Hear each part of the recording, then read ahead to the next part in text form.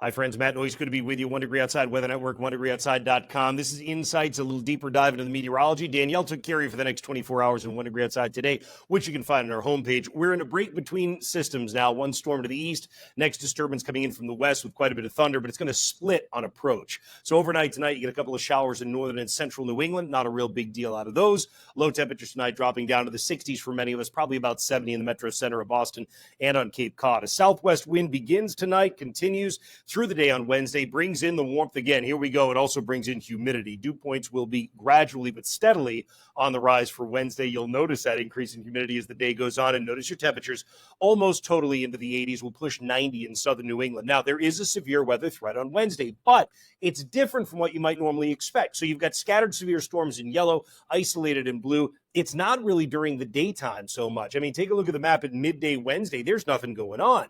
As we get to Wednesday afternoon, I'm going to switch you over to our proprietary guidance. That's right, building our own forecast system here at 1 Degree Outside. And it's still prototyping, but it's been doing really well. And I wanted to kind of bring it out because what it is showing is that tomorrow afternoon, this is 3 p.m., all right, you've got maybe an isolated shower developing in southern New England. 6 p.m., same thing.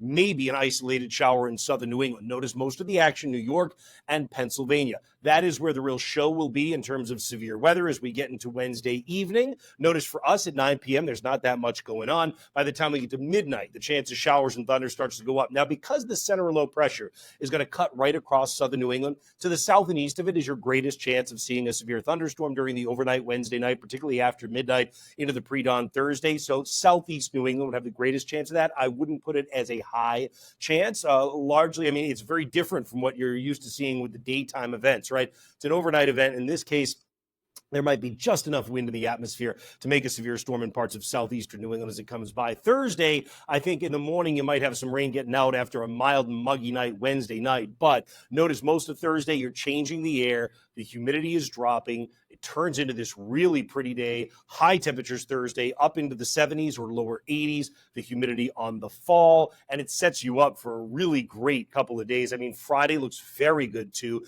The wind light and variable, some sea breezes, temperatures mostly in the 70s, very comfortable stuff, low humidity air. And that should lock us in for a pretty decent Saturday. I only say should because notice we get into Saturday by midday. Showers are coming across the Catskills. And by the time we get to Saturday evening, some of those may be trying to creep into New England.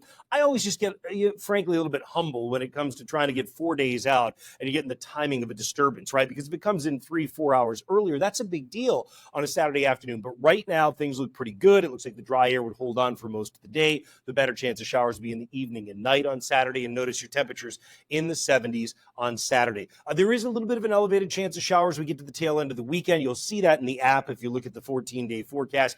And we talked about that yesterday in pattern predictions, disturbance that comes by in the jet stream. And next week, the holiday week, does look to be kind of seasonal. I would reference you to onedegreeoutside.com and the pattern predictions video for that. In the meantime, I hope this has been helpful, and I hope you have a great rest of your day.